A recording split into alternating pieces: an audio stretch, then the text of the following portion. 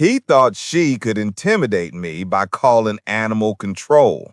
But when I showed up in full authority as the state's chief veterinary inspector, the HOA quickly realized who really enforces the rules.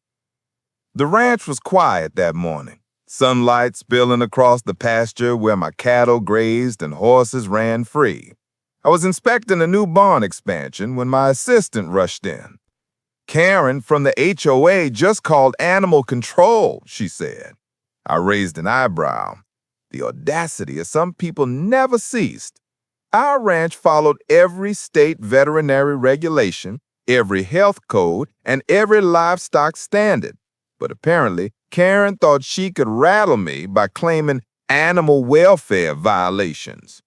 Within the hour, a small fleet of animal control vehicles rolled down my gravel driveway. Their officers, uniforms pressed and badges polished, stepped out with clipboards and cameras. "Morning, folks," I said casually as I stepped out of my pickup, my state-issued inspector credentials glinting in the sunlight. The lead officer squinted. Ma'am, we were called to... I'm the chief veterinary inspector for this state. And after reviewing the call, I see your report is not only inaccurate, it's unnecessary. Every animal on this ranch is compliant with state codes, certified and healthy.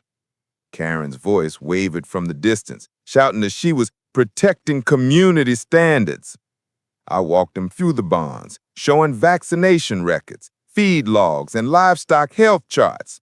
The supposed violations vanished under inspection.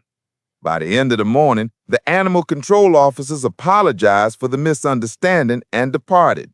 Karen, realizing that she had been outmaneuvered, was left standing on her porch, speechless. I documented everything, video, records, photographs, and sent a formal letter to the HOA, noting their unauthorized interference with a state-inspected facility. The HOA quietly rescinded their complaint, never to attempt another intimidation tactic again. From that day on, my ranch remained under my care, my animals safe and compliant, and Karen never dared call animal control again. Some people learn quickly that credentials aren't just paperwork, they're authority. And on my ranch, authority always protects the animals first. I am Liam. Subscribe for more HOA madness. Thanks.